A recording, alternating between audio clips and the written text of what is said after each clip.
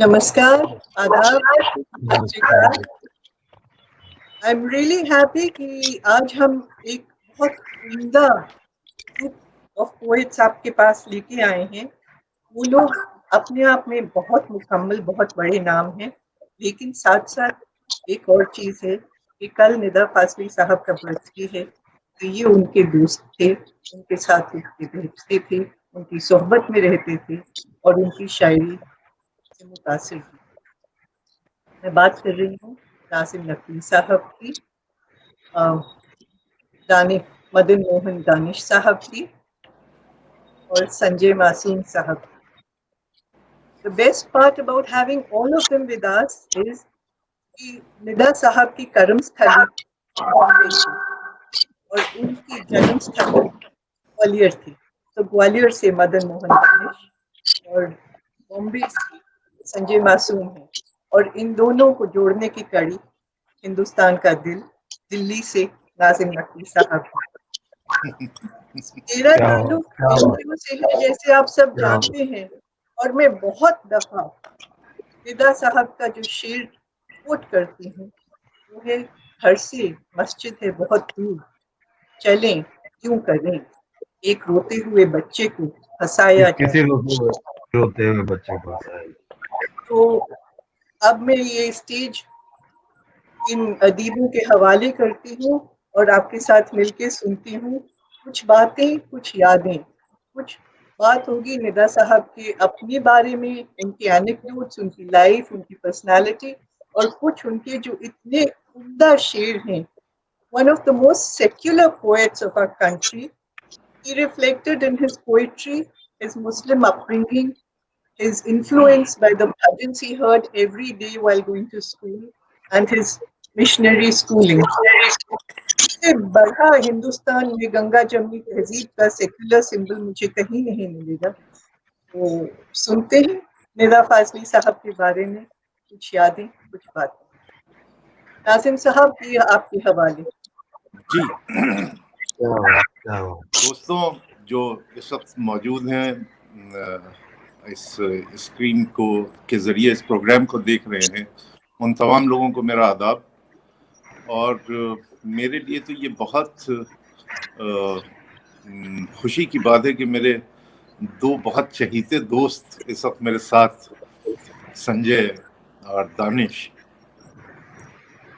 और ये भी एक अजीब इत्तेफाक है कि हम लोगों ने जो वक्त गुजारा है निदा साहब के साथ, वो तमाम चीज़ें जो हैं वो याद आ रही हैं। और लोग जब भी बार बार कहते हैं कि निदा साहब नहीं हैं, तो मुझे लगता है कि दानिश और संजय, आप लोग भी इसके बारे में शायद मुझसे सहमत होंगे, मुत्तफिक होंगे कि कभी ऐसा महसूस नहीं हुआ कि निदा साहब नहीं है। बिल्कुल बिल्कुल नाज़िम, एकदम लगता है कि बस बस आवाज आएगी, फोन बजेगा और अचानक बोलेंगे फाओ, कहाँ हो, फाओ फाओ फाओ फाओ दो। तो बिल्कुल नहीं। और फिर वो अपनी मखसूस खिचड़ी खिलाएंगे। फिर तो वो कमाल का मामला रहता था उनका।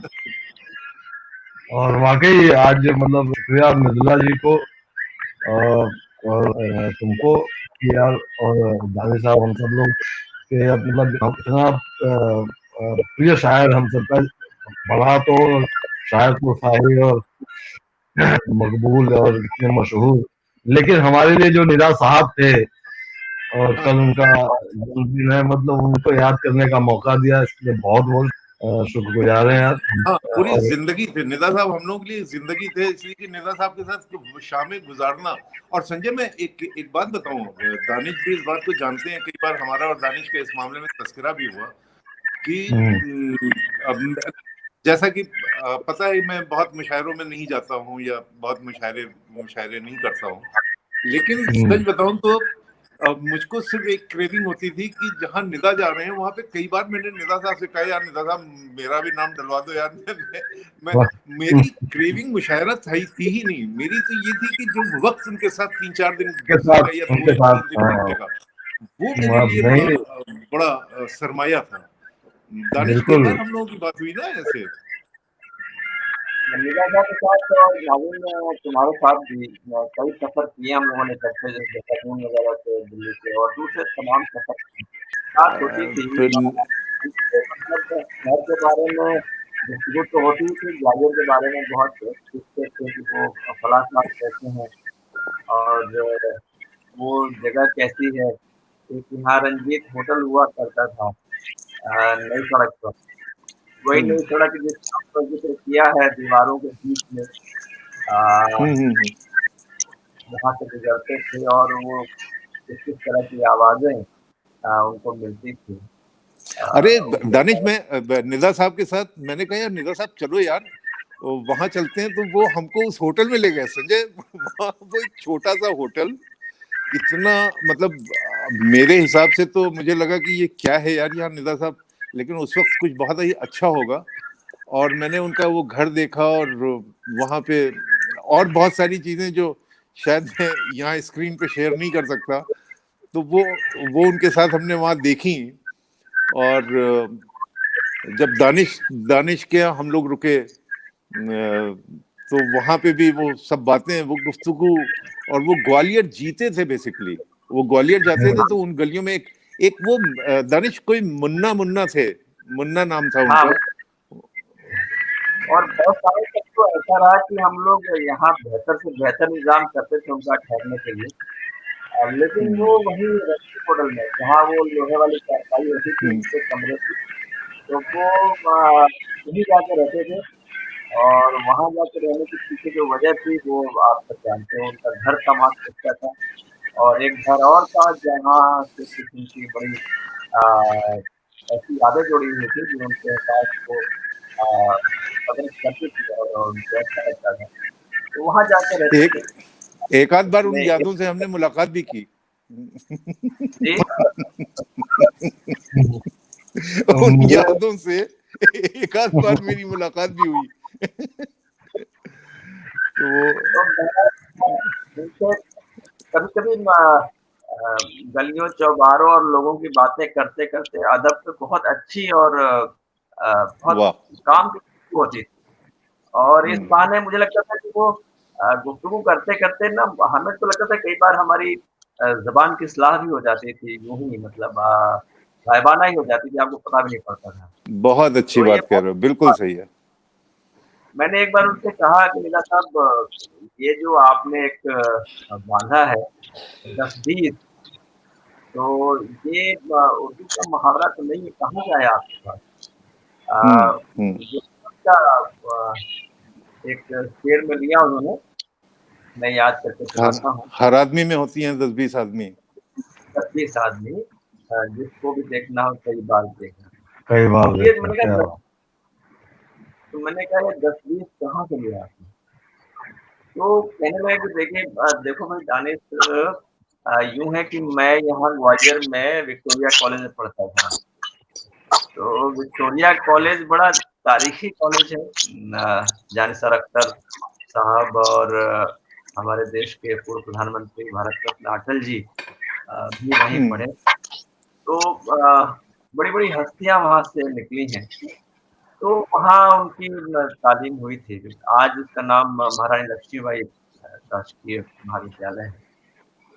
तो वहाँ जब वो घुसते थे कॉलेज में तो एक बड़ा-सा मंदिर है, अचलेश्वर मंदिर उसका नाम है, अचलेश्वर महादेव मंदिर। तो वहाँ भजन बजते रहते थे हमेशा। बोला मैं ये अक्सर सुनता था सूरदास का जो भजन है, उधो मन न भय दहु। क्या बात श्याम सन को तो बोले 10-20 मेरे जहन में कब और कैसे आ गया मुझे भी नहीं पता, लेकिन ये 10-20 वहीं से आया हुआ है। हाँ, ये बात कई बार उन्होंने इतराफ किया। बिल्कुल। तो ये कई बार बड़ी खूबसूरत बातें होती थी ना कि एक बार मैंने पूछा कि आपने क्या अपने आप को रिपीट क्यों कर देते हैं कभी-कभी? तो बोले कि बताओ? तो मैंने कहा कि आपने एक शेर कहा था कि धूप में निकलो घटाओं में नहाकर देखो, जिंदगी क्या है किताबों को हटाकर मैंने कहा अभी आपने कुछ दिनों पहले वो शेर मुझे एसएमएस करते थे उस वक्त, तो मैंने कहा हाँ, कि ये है, मैंने कहा कि ये जो शेर आपका अभी नया है, फलक भी हाथ न आया जमी के भी न रहे, किताब पढ़ के जो निकले कहीं पे भी न रहे। तो मैंने कहा कि ये आपने आज एक किताब को अहम बताया है और कहा कि जिंदगी से बड़ी किताब, किताब से बड़ी जिंदगी है, वही हमारी असली उस्ताद है, असली किताब है। यहाँ भी आप वही कह रहे हैं। तो उन्होंने मुझे समझाया कि देखो तजुर्बा कहाँ से कहाँ तक ट्रेवल करता है, और फिर उस शेर का तजिया करके बताया हमें कि धूप में निकलो घटाओं में नहाकर देखो, जिंदगी क्या है किताबों को हटाकर देखो। तो एक निकलने उस तजुर्बे का लेवल यहीं तक था, लेकिन जब तजुर्बे का लेवल थोड़ा सा और रिफाइंड होता है, तब आप कहते हो कि फलक भी हाथ ना आया जमी के भी न रहे। क्या बात है, वाह, तो ये तजुर्बे का फर्क है। तो एक कमाल की चीजें होती थी, उनसे गुफ्तगू करते थे, और आप लोगों के साथ भी बहुत सारी ऐसी चीजें होंगी, उनके साथ सुनाने के लिए तो बहुत कुछ है। तो दोहों पर खास, लेकिन दोहों के ऊपर बात मैं दानिश, जो उनका देखो एक उस्लूब जो था उनका वो पोएट्री का था, जो उनकी पोएट्री थी जिसमें दोहा था, नज़में थी, गजलें थी, गीत थे, और क्या हर जगह पे उनका अपना एक अलग अंदाज था। लेकिन उनका जो प्रोज का जो एक सेंस था, जो वो इसलिए कि मुझे लगता है कि शब्दों की साधना करते थे निदा फाजली, और वो बेसिकली रोज में भी वो पोएट्री का फील जो है वो रहता था उनके गद्य में भी, जो है काव्यात्मक पंक्तियां होती थी उनकी, और तुकबंदी भी करते थे उसमें, और उसका बहुत मजा लेते थे वो कि बहुत मजा लेते थे, बहुत मजा लेते थे। संजय, आपने थोड़ा सा उनके प्रोज के ऊपर काम किया कुछ, आपसे जब जिक्र हो रहा था तो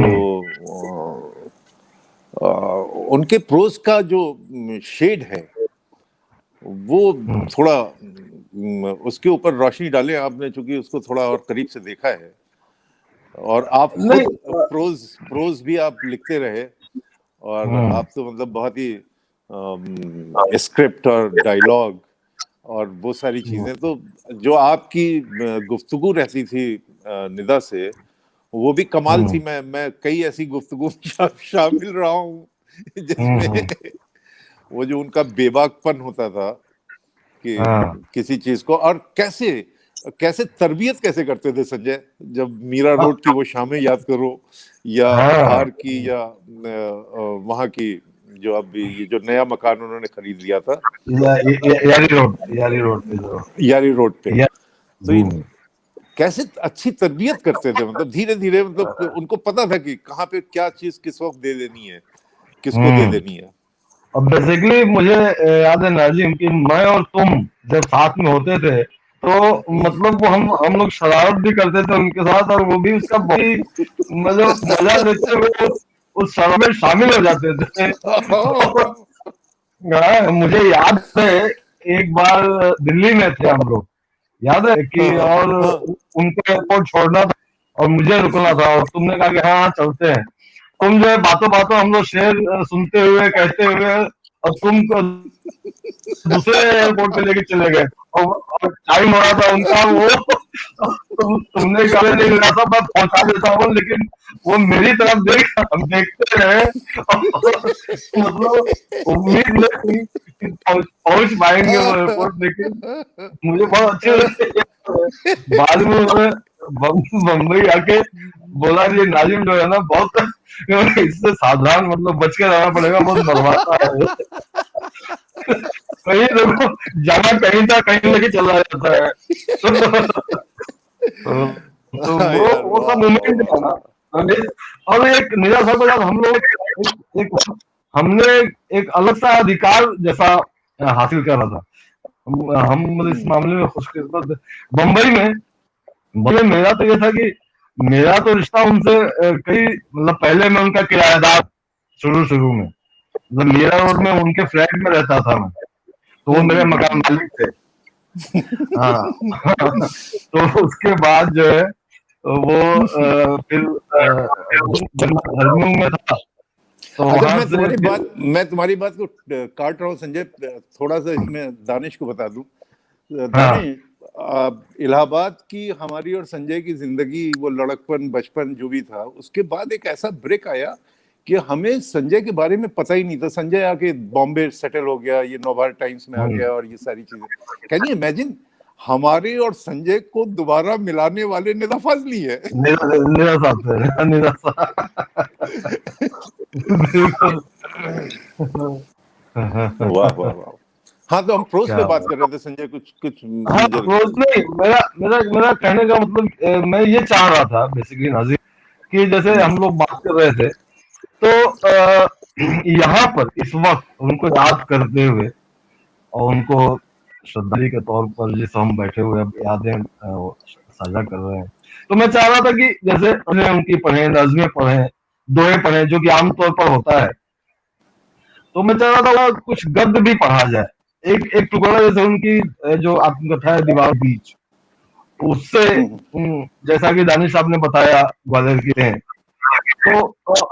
तो दीवारों के बीच में उन्होंने बहुत खूबसूरती से पूरा अपने सफर का जिक्र किया है, जिसमें कि जब वो रचना प्रक्रिया जो उनकी थी, जो शायरी की जो शुरुआत हुई और जिसे जो माहौल आया उन्होंने अपने भीतर, उसका एक बड़ा खूबसूरत सा जिक्र किया है किताब में। तो मैं चाह रहा था कि उसको पढ़ा पहले। मुझे लगता है कि प्लीज तो मुझे लगता है कि पहले नीरा साहब की कुछ नज़्में और दोहे सुन लें, उसके बाद प्रोज सुनाए, गद्य करें, फिर उसके बाद देखो मतलब नीरा साहब तो मतलब तो ऐसा नहीं है कि उसका गद्य जो है वो जैसा ठीक लगे, मतलब मेरे पास है, मैं पढ़ नहीं। मैं मतलब हम लोगों को इस वक्त ये तीन जो लोग बैठे हैं, ये गांधी के तीन बंदर नहीं है, लेकिन ये निदा के तीन दोस्त बिल्कुल बैठे हुए हैं इस वक्त स्क्रीन के ऊपर।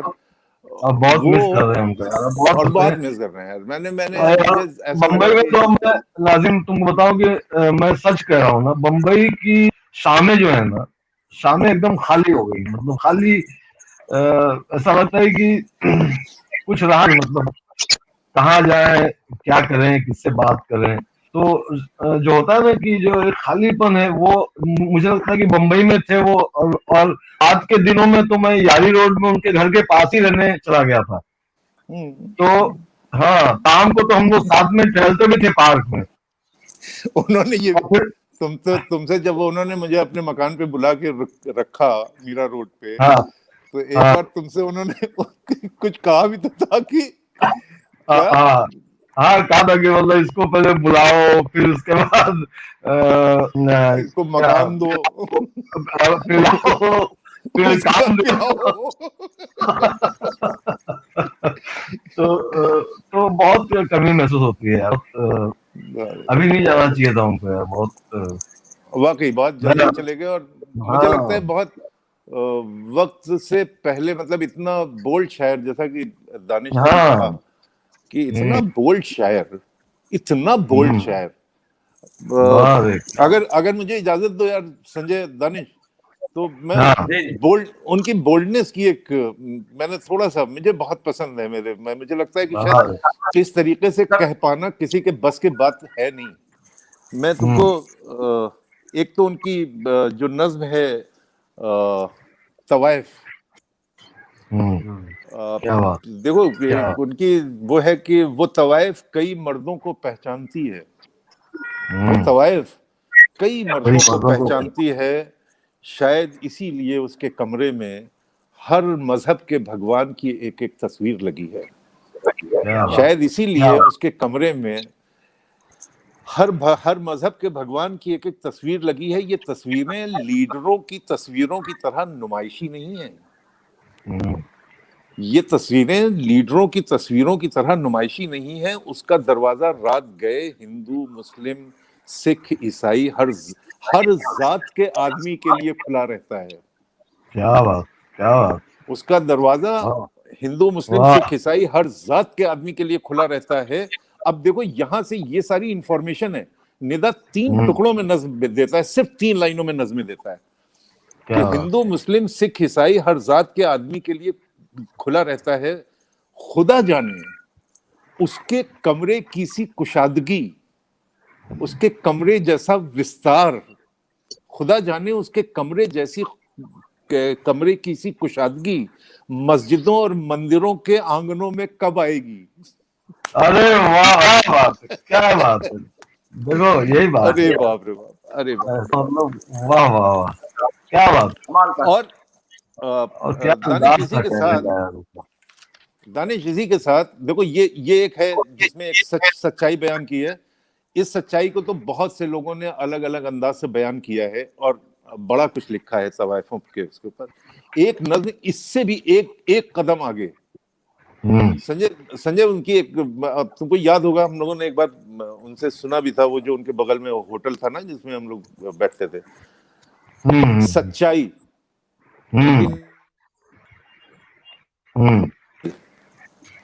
वो एक मर्द के साथ ज्यादा दिन नहीं रह सकती। संजय बोल्डनेस देखो, वो एक मर्द के साथ ज्यादा दिन नहीं रह सकती, ये उसकी कमजोरी नहीं सच्चाई है। क्या बात। वो एक मर्द के साथ ज्यादा दिन नहीं रह सकती, ये उसकी कमजोरी नहीं सच्चाई है। लेकिन जितने दिन वो जिसके साथ रहती है उसके साथ बेवफाई नहीं करती। लेकिन जितने दिन वो जिसके साथ रहती है वो उसके साथ बेवफाई नहीं करती, उसे लोग भले ही कुछ कहें। अब यहां से देखो फिर नज्म शुरू करता है। ये तो उसने एक माहौल बनाया अपनी नज्म कहने का। उसके साथ बेवफाई नहीं करती, उसे लोग भले ही कुछ कहें, मगर किसी एक घर में जिंदगी भर झूठ बोलने से अलग अलग मकानों में सच्चाई बिखेरना ज्यादा बेहतर है। क्या बात, क्या बात, क्या बात। मुझे लगा ये जो तुमने क्या शानदार यार चुना है नज्मों को, मतलब मजा आ गया। क्या मैं तो मूड बना रहा था दानिश का, ताकि दानिश साहब जो है वो कुछ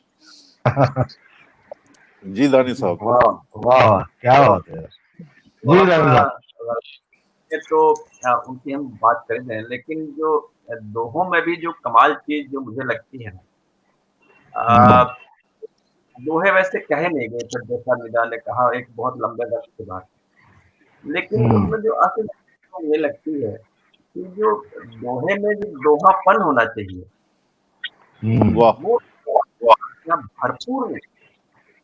एक लफ्ज में वो दोहापन उतार के रख देते हैं। जैसे एक दोहा पढ़ता हूँ, अच्छी संगत पाए के संगी बदले रूप।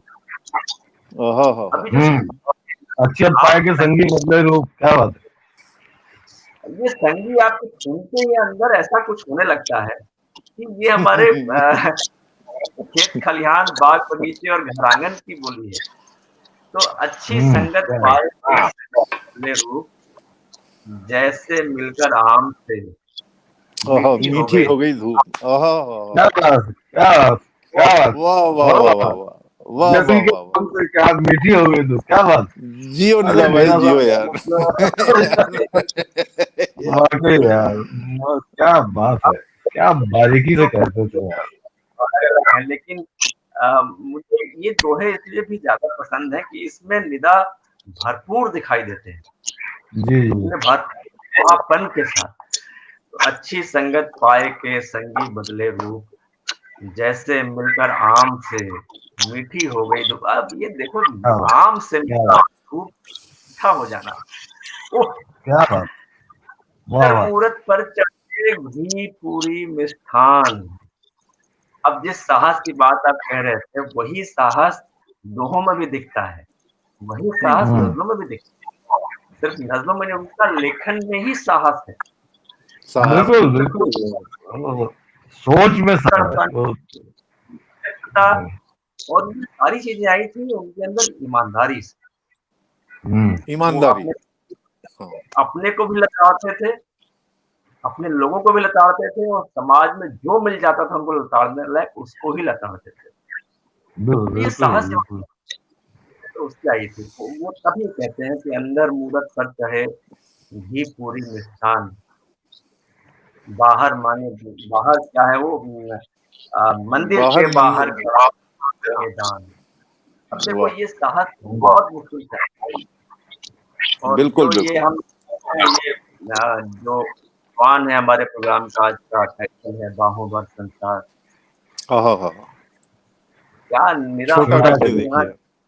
क्या कैसा दार्शनिक होते हैं, और कैसे वाह इतने दोहे में 13-11 की मात्राएं, जरा से दोहे में 4 चरणों के दोहे में इतनी बड़ी बात कह देते हैं इंसान को खुश रहने के लिए। छोटा करके देखिए जीवन का विस्तार, आंखों भर आकाश है, क्या बाहों भर बात है। संसार है। क्या बात क्या बात। ये ये मीरा सोच फारसी करके देखिए जीवन का विस्तार। वाह वाह। वाह वाह अरे वाह। वो जो दानिश, जो मैंने अपने ट्विटर पे पिन किया हुआ है जब से ट्विटर का अकाउंट खोला है, कोई कोई हिंदू, कोई मुस्लिम, कोई ईसाई है, सबने इंसान हमने बनने की इंसान कसम बनने की खाई कसम खाई। क्या बिल्कुल। है। वाह वाह। वाह वाह वाह वाह। वो भी है ना उनका ईश्वर, अल्लाह ईश्वर, सारे मंत्र सीख, सारे मंत्र सीख। सारे। अब यहाँ बिल्कुल। मंत्र लफ्ज के कैसा मंत्र, अरे क्या मतलब बात। पैदा कर रही है। सारे मंत्र सीख, जाने कब किस नाम से ज्यादा भी। वाह वाह।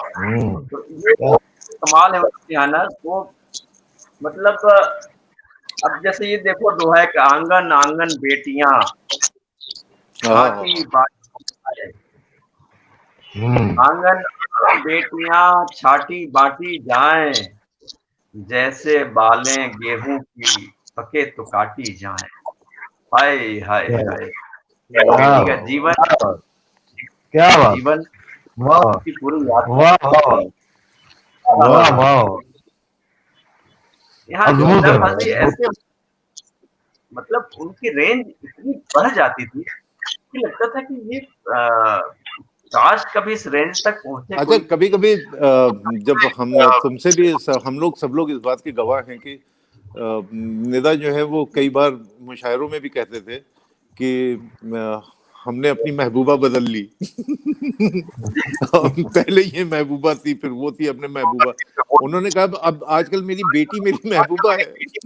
बिल्कुल। और उसके बाद जो वो शेर बेटी से याद आया कि उनका मतलब है कि जिसे देखकर ही खुमारी लगे, जिसे हाँ देखकर ही खुमारी लगे, उसे उम्र सारी हमारी लगे। क्या बात। क्या कहने, जिसे क्या देखकर ही कहने। क्या महबूबा है यार, जिसे वाह देखकर वाह। हाँ ही हाँ खुमारी लगे, उसे उम्र सारी हमारी लगे। और शेर देखो इसमें कहता है कि वो ससुराल से आई है मायके। पहले शेर कहते हैं कि उजाला सा है उसके चारों तरफ, उजाला सा हाँ। है उसके चारों तरफ, वो जादू बदन पांव भारी लगे। क्या बात क्या बात। बताइए कोई कह सकता है ये शेर गजल में? क्या बात है हाँ यार, लेकिन मतलब उजाला सा है उसके चारों तरफ, वो जादू वो बदन ज्यादा पांव भारी लगे, भारी लगे।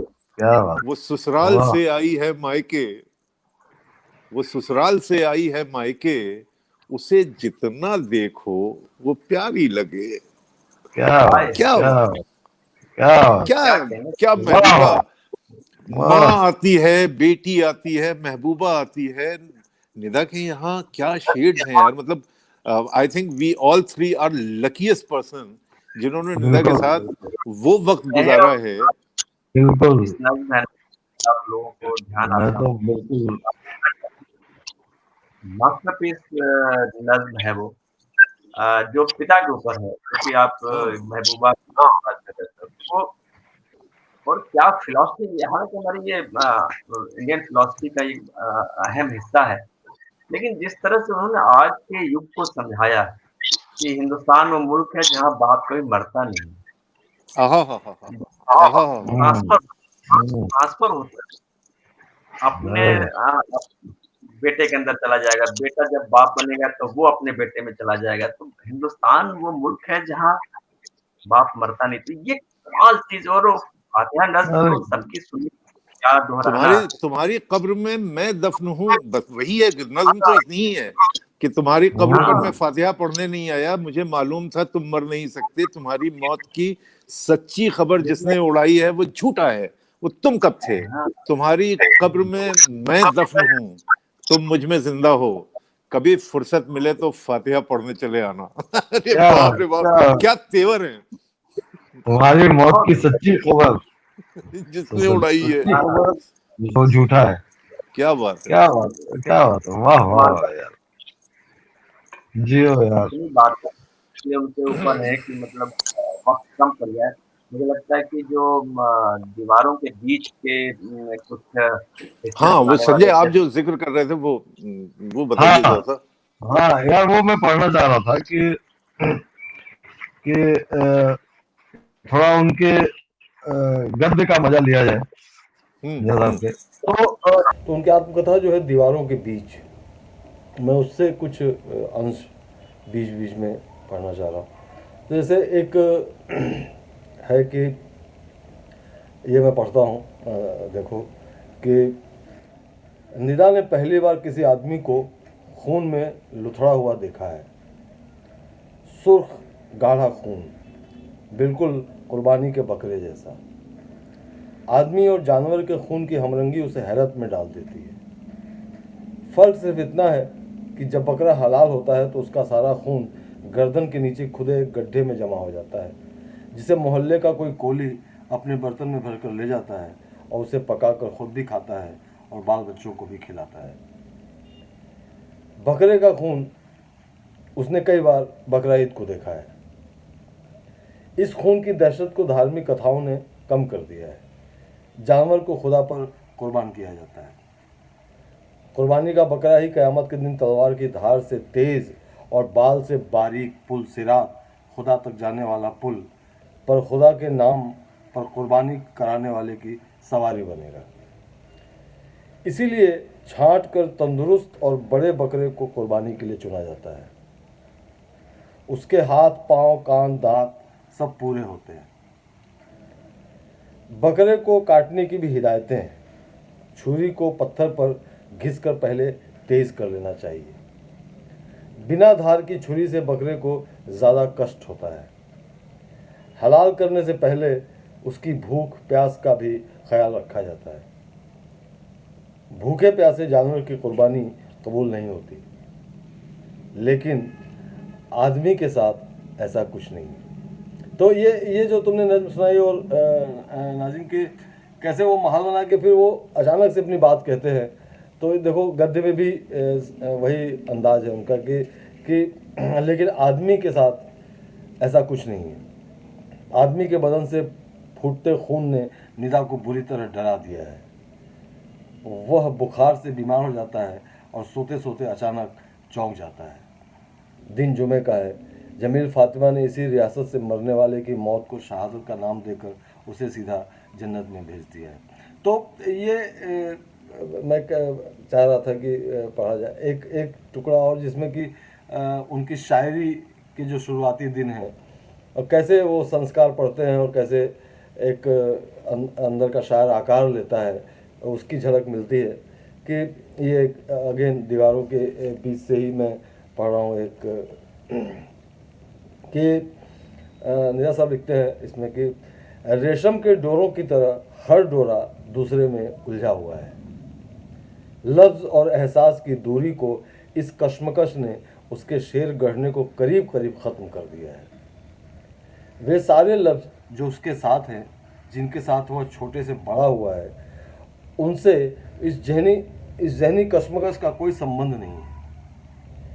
पहले ये खुद एक लय में ढलकर शेर का रूप धर लेते थे। जिधर लफ्ज़ ले जाते थे उधर जहन मुड़ जाता था, मगर अब जज्बा और एहसास इनमें खुद को खोजने लगे हैं। शायरी की ज़ुबान उसे झूठी महसूस होती है। अब ये मुझे लगता है कि शुरुआती दिन के जो मैं बात कर रहा था कि देखो निया साहब किस तरह से ईमानदारी से बात करते हैं अपनी, की शायरी की ज़ुबान उसे झूठी महसूस होती है। इसमें अपने इर्द गिर्द की मानूस फिजा दिखाई नहीं देती, और कहीं इसकी झलक मिलती भी है तो इजहार के राइज ढांचे इसमें अजनबियत सी उभार देते हैं। घर और घर से बाहर की परछाइयाँ शायरी की जगह अफसानवी अदब में ज़्यादा गहरी और जानी पहचानी नज़र आती हैं। रूसी इनकलाब से पहले का कथा साहित्य, जिसमें टॉलस्टॉय, चेखव, तुर्गेनेव, गोगोल, गोर्की, दास्तोवस्की आदि हैं, जिनकी बेचेहरा पेचीदगियों को मुनासिब शक्ल देने लगे हैं।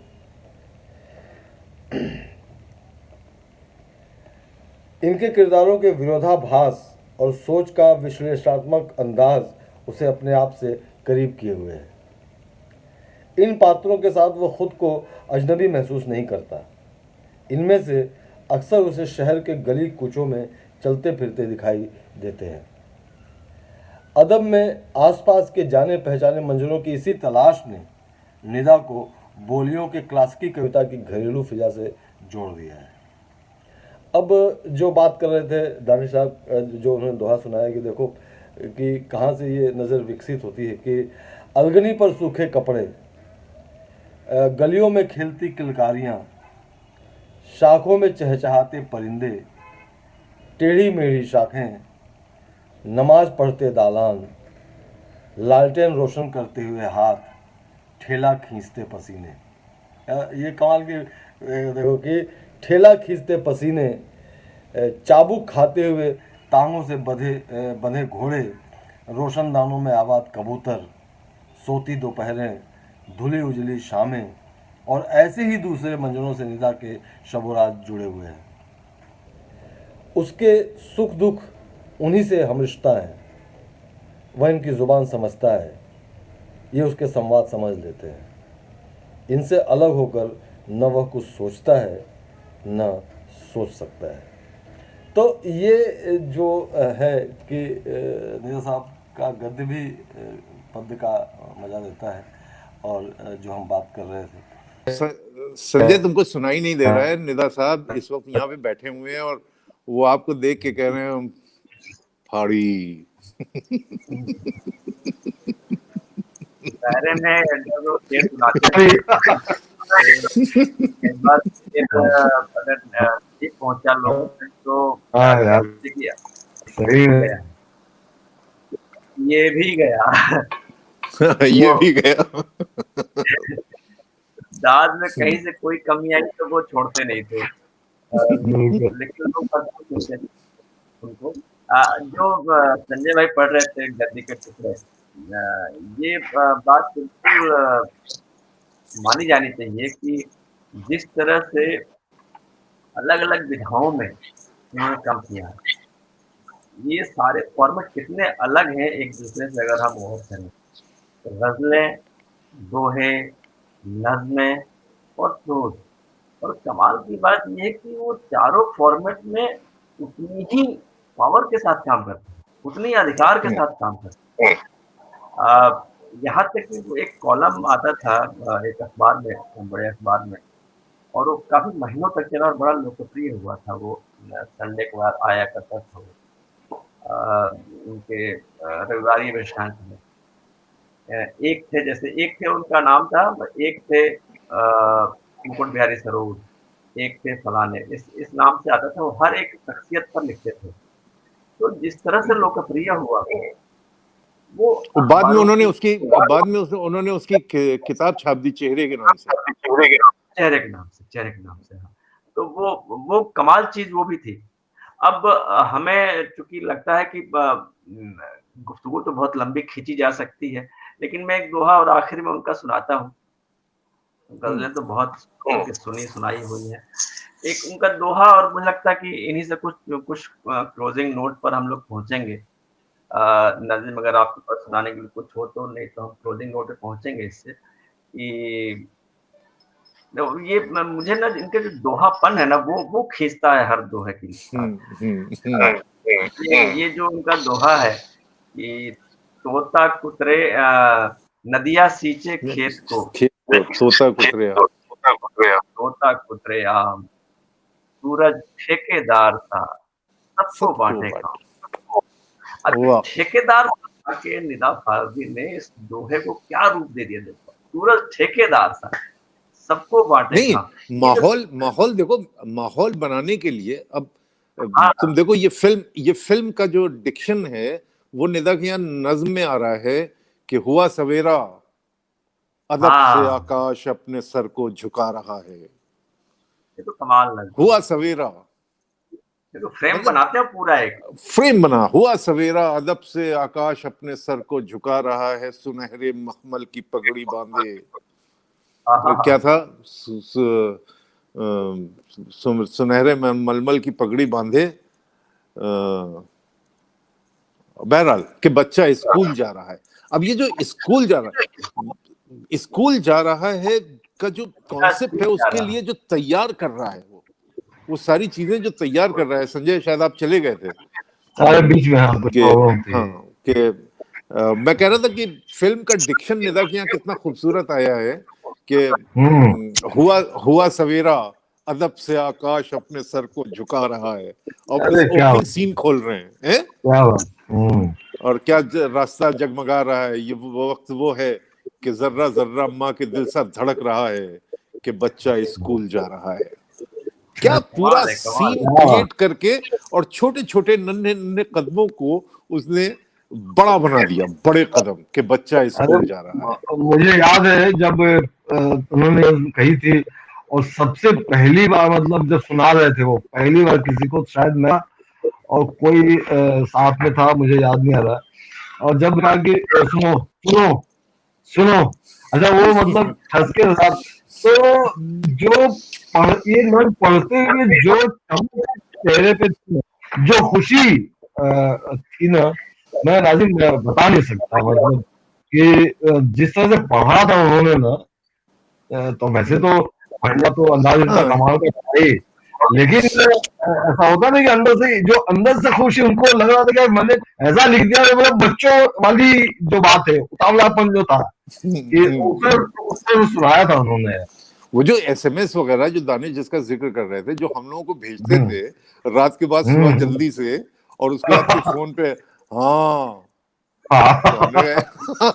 वो जो उनकी आवाज थी और वो जो उनका वो था, और उसके बाद फिर वो जो जिस तरीके से बात करते थे और उसमें हाँ, अरे एक बार मैंने बिलीव मी एक लफ्ज, मतलब मुझे लगता है कि शायद बड़ा गैर अदबी लफ्ज है संजय, मैं तुमको सच बता रहा हूँ, कोई साहब, मैं बैठा हुआ था, मैं कुछ पढ़ रहा था, वो भी कुछ पढ़ रहे थे, इस बीच में उनका कोई फोन आ गया, तो वो अपना फोन पे बात करने लगे, तो मैंने देखा कि बहुत इंटरेस्टेड नहीं है वो बात करने में, तो बिलीव मी कोई उन्होंने 25-30 मिनट उनसे बात की और वो हाथ में पढ़ते रहे और सिर्फ बोलते रहे फाड़ी, बस ऐसे ही फाड़ते रहिए, अरे आप फाड़ देंगे मतलब इस तरह से जुमले बीच बीच में अपना वो करते रहे। और ये उनकी शख्सियत जो है ना, जैसे एक बार ऐवान गालिब में, मतलब ये शेड्स देखो, ये लोगों को पता नहीं है कि निदा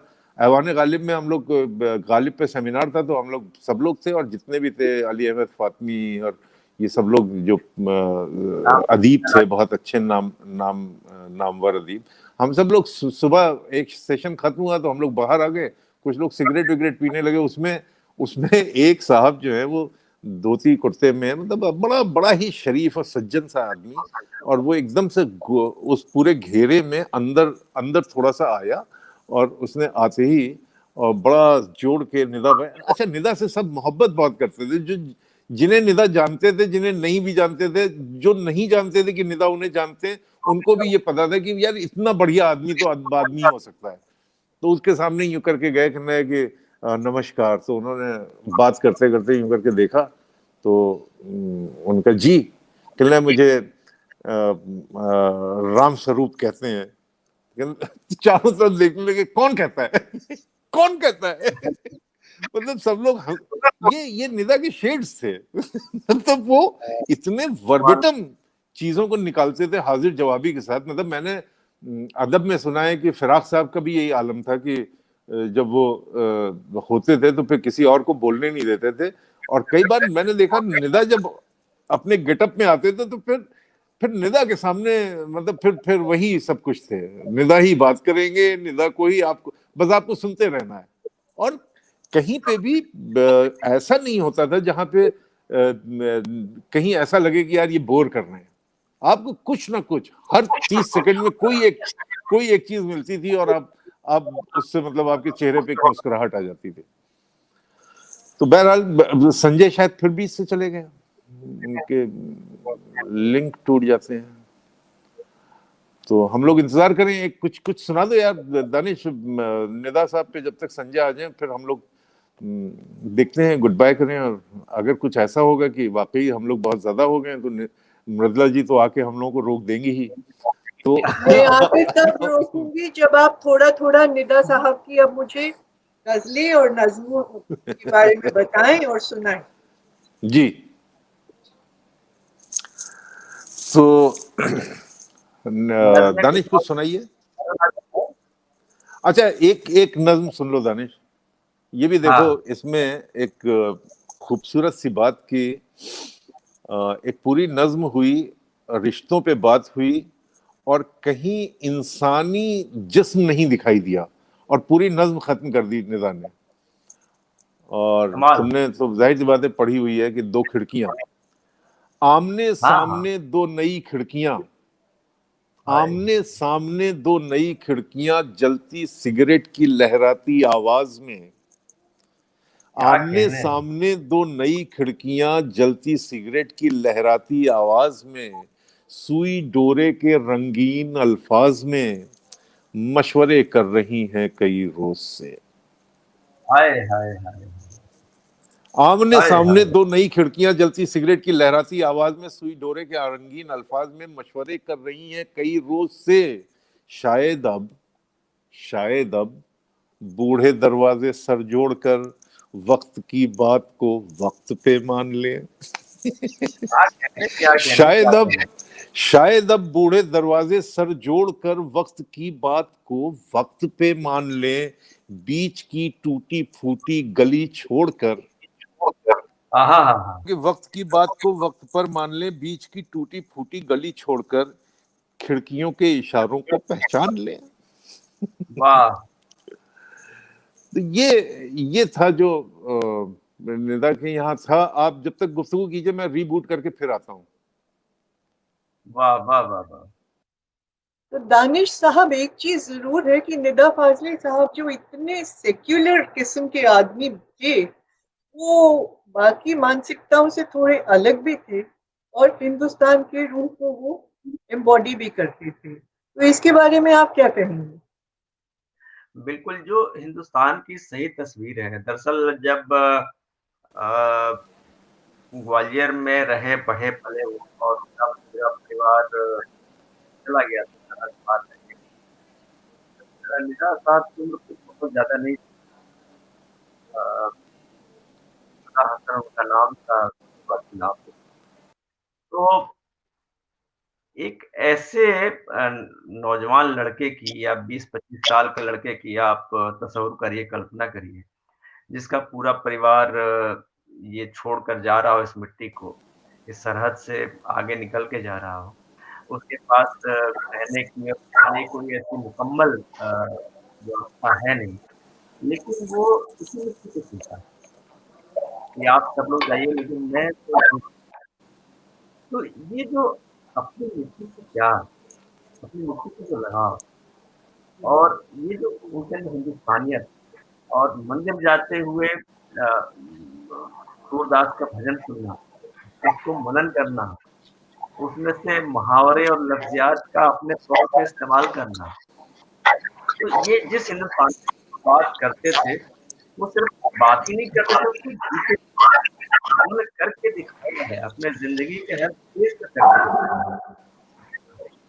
सरहद पार किया जो प्रस्ताव था, छोड़ के सुनना और बड़े मुश्किल दिन गुज़ारे उन्होंने। बहुत शेयर करते थे वो, रात के 12-12 बजे, 2-2 बजे तक और जिस दोस्त के घर के सामने चले गए वहीं खाना खा लिया। तो कमाल की चीज़ें हैं निदा पार्टी का। ये साहस उनके अंदर यूँ ही नहीं आ गया कि मतलब जो डायरी में उनके दिखता है। साहस उनके अंदर ईमानदारी से आया है। ईमानदारी ही हिंदुस्तानियत, सच्ची हिंदुस्तानियत नज़र में थी। वही झलकती है उनके शेरों में, उनकी नज़्मों में, उनके दोहों में।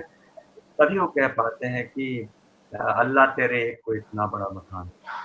क्या बात है। वरना ये कहना बड़ा मुश्किल होता है।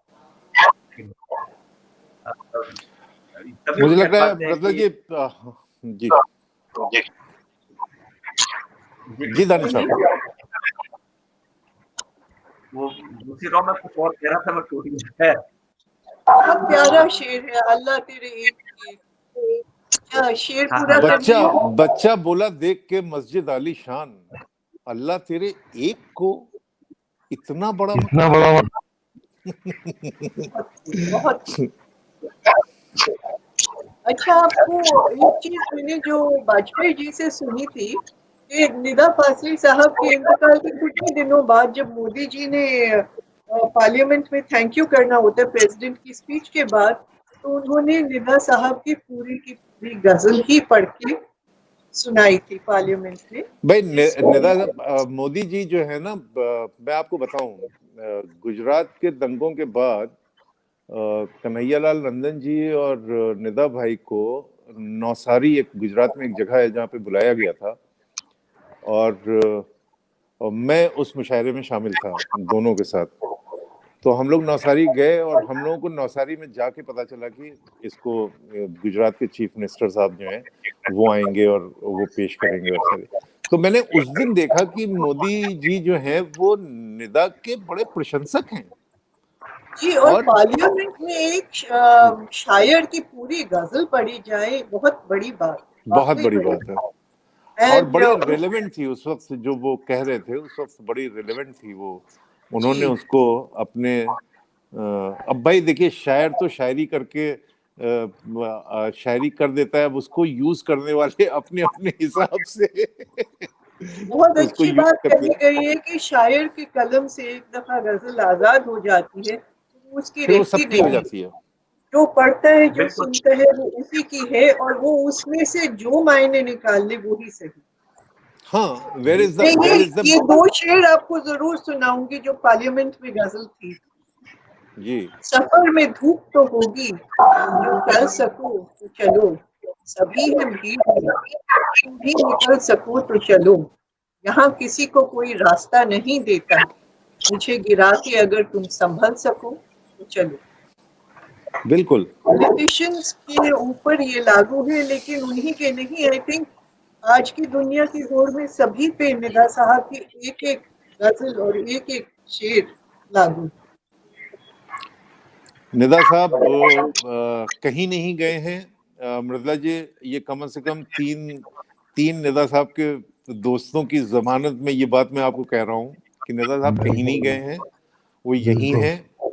और आने वाले वक्तों तक बहुत से लोगों को, बहुत से क्रिएटिव लोग जो आएंगे, उनको बहुत कुछ अभी उन्हें सिखाना है, उनके ऊपर बड़ी जिम्मेदारियां हैं और वो और वो इन जिम्मेदारियों को उठाएंगे, मुझे पूरा यकीन है।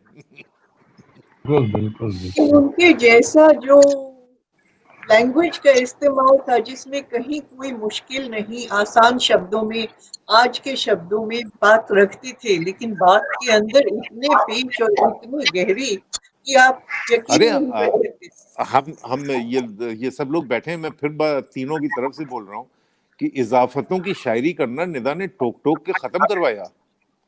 यार ये क्या हाँ है, बिल्कुल ये क्या कर रहे हैं आप ये क्या है नुक्ताए हयात ये जो जोड़ जोड़ के आप लफ्ज करते हैं, ये अरबी और फारसी के इस्तेमाल को आप क्यों, आप हिंदुस्तानी इस्तेमाल में लाइए ना।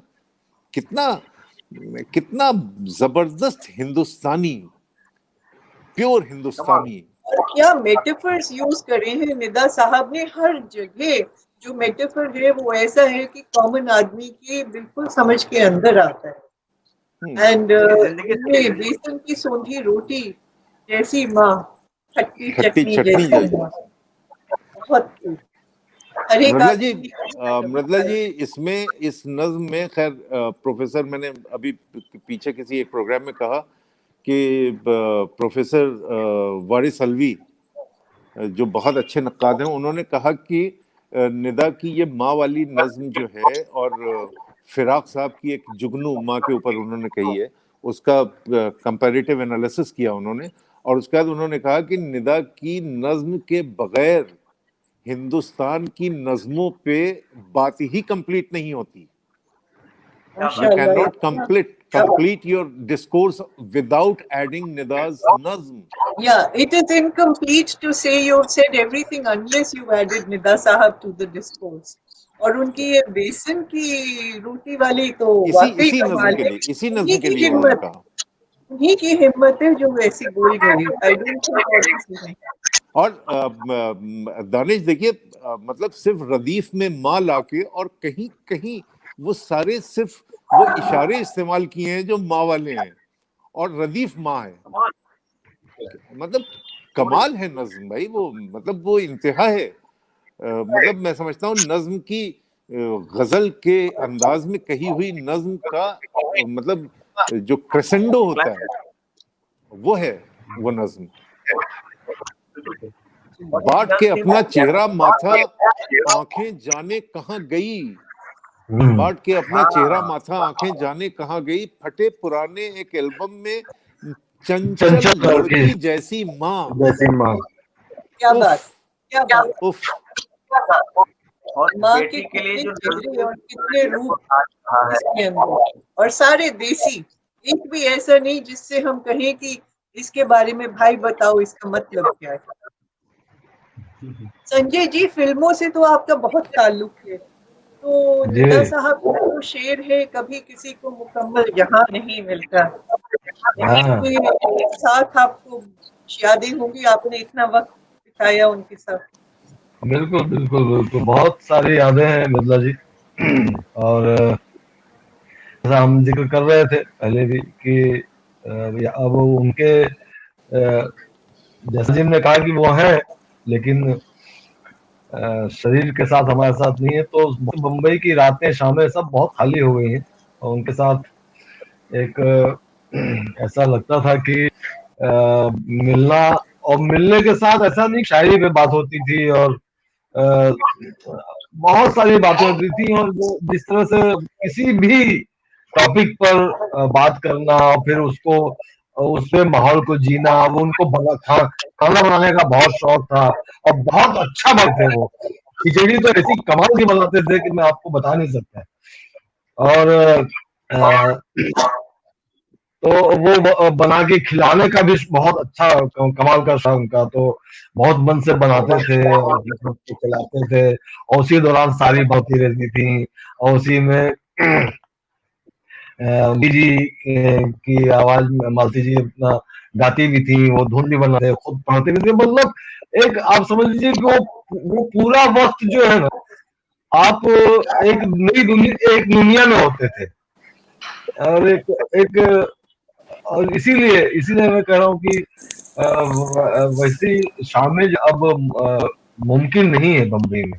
संजय, आपने मैं अभी गायब हो गया था, तो आप उनकी खिचड़ी का जिक्र कर रहे थे। हाँ, खिचड़ियां तो हम लोगों को कई वक्तों की याद है, लेकिन मुझे ऐसा लगता है कि निदा फाजली ने जिंदगी भर हर चीज में खिचड़ी बनाई, हर चीज में खिचड़ी बनाई, कमाल की खिचड़ी थे। बिल्कुल यार, बिल्कुल। और वही मैं बात कर रहा था कि और गाने भी जो लिखे उन्होंने, तुम देखो कि मतलब क्या गाने लिखे उन्होंने फिल्मों में, वो भी एक कमाल का सफर है। तो और लोग बोलते थे कि यार निराश, मतलब मैंने देखा है काफी उनको जो बात करते हुए कि वो डर जाते थे जब कोई सजेस्ट करता था कोई गाने निराशा से लिखवाएंगे, तो एक दो लोगों को मैंने डरते हुए देखा है कि म्यूजिक डायरेक्टर कि अरे निदा साहब, अरे तो मतलब हाँ यार लिखेंगे, क्यों नहीं लिखेंगे। तो मतलब वो कमाल का खेल था उनका।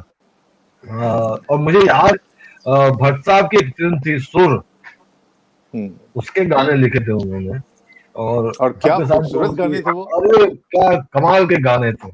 और भट्ट साहब के साथ उनकी सीटिंग देखी है मैंने, तो वो बहुत ही, वो भी एक अपने आप में, अब यहाँ तो मुझे लगता नहीं कि इतना वक्त है, तो ये सब चीजों पर अलग सीखने की जरूरत है, जो कि मैंने सोचा है कि मैं लिखा।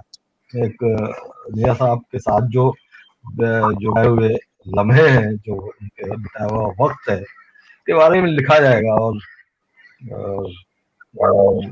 उनकी तरह ही थोड़ा शरारत के साथ लिखा जाएगा, वो ज्यादा मजा आएगा। जैसे जैसे मुझे भी ये लग रहा था कि वो जब नेहा साहब की याद में जुड़े हैं तो बहुत ही गंभीर और सीरियस होकर न बैठ जाए कहीं, क्योंकि वो नेहा साहब थे नहीं ऐसे। मतलब आप उनके साथ आपको मतलब छाके लगाने से आपको रोक नहीं सकता था, तो आप बैठ नहीं जो कुछ पता नहीं सब लोगों का अकीदा क्या है, लेकिन मेरा अकीदा ये है कि नेता साहब बैठे हुए हैं अभी और हम लोगों को सुन रहे हैं। और एक ऐसा हिस्सा बन के बैठे हैं जिसमें कि उनके सारे दोस्त मौजूद हैं और उनकी बातें चल रही हैं। ऐसा हो ही नहीं सकता कि वो यहाँ ना हो। और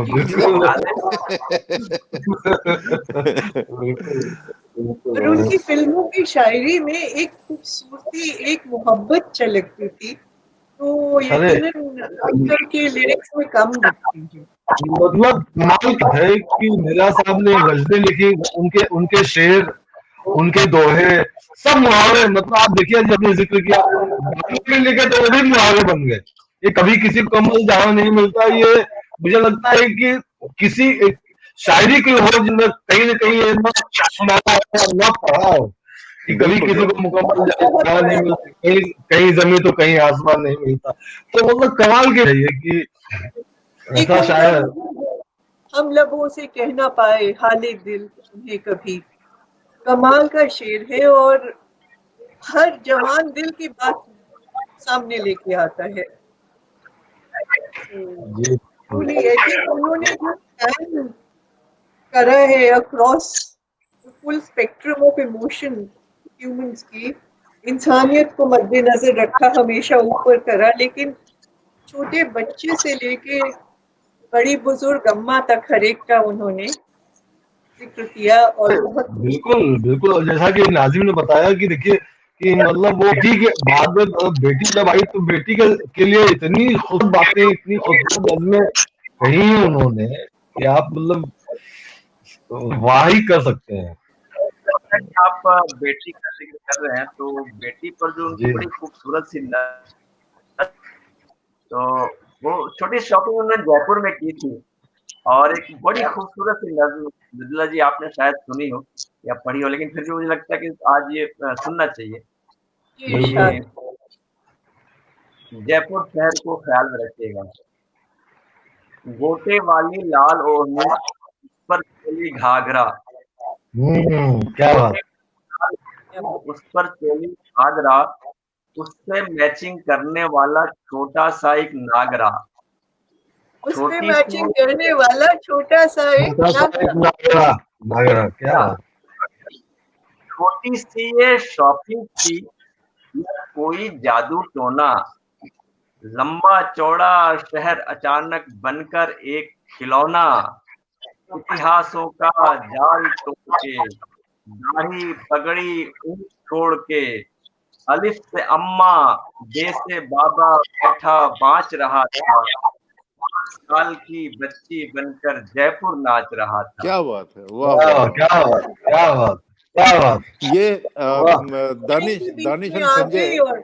एंड संजय मैं बताऊं, ये शॉपिंग जो है वो बेसिकली मैंने और निदा ने की थी, और वहां पे हम लोगों ने खरीदा ये सब कुछ, और उसका गुड़िया के लिए सामान खरीदा, और उसके 2 या 3 दिन के बाद बंबई से उनका सुबह सुबह फोन आया, अरे भाई सुनिए सुनिए। और तब उन्होंने ये पहले और मैं उछल पड़ा, मैंने कहा ये टेलीविजन के लिए, मतलब कि आपने नज्म लिखी है, ये टेलीविजन का पूरा मोन्टाज उतार दिया है आपने। जयपुर का इतना बेहतरीन मोन्टाज है ये, पूरा जयपुर एस्टेब्लिश हो जाता है एक छोटी सी शॉपिंग से। तो बहरहाल मतलब जी, मुझे लगता है कि thank you so much Sanjay, आप मुझे मालूम है आप बहुत बिजी समय आपने निकाला संजय, और दानिश आपने और मेरी छोटी सी रिक्वेस्ट को, एक दोस्त की रिक्वेस्ट को आपने एक दोस्त की रिक्वेस्ट ही समझा और आपने किया। और रतला जी, मुझे लगता है कि हमारे तमाम जो देखने वाले हैं उन लोगों को बड़ा हो सकता है कि उनको लगाओ कि यार ये बड़ी बेतकल्लुफी से बात कर रहे हैं ये लोग, और हो सकता है अच्छा लगा हो। आई होप कि आप लोगों को पसंद आया हो। और Nanda ji, thank you so much for giving us this platform to talk about Nida Fazli. आप तीन दोस्तों को तो देख के लगता है कि तीन मस्किटियर्स बैठे हुए हैं और निदा साहब जो मिसिंग है उन्हीं के शब्दों में कुछ भी बचा ना कहने को, हर बात में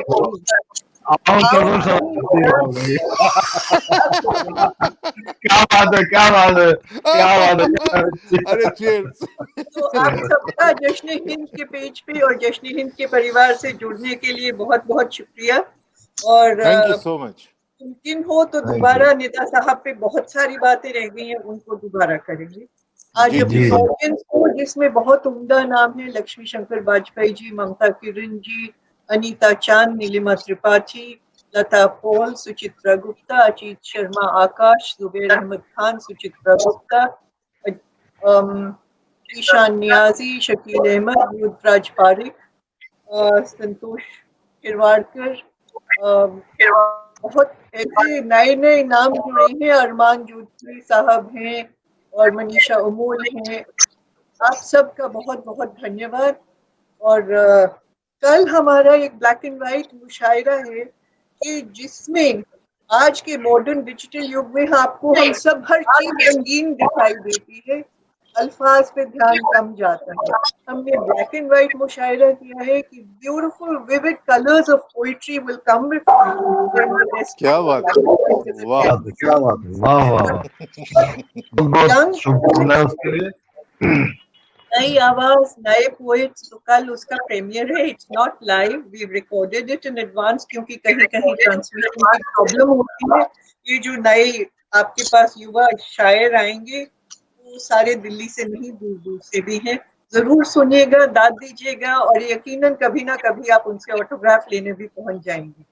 आज संजय खातून जी से, दानिश साहब से, नाजिम साहब से फिर से एक दफा बहुत बहुत शुक्रिया। आप इतने बिजी लोग हैं, थैंक यू। Thank you.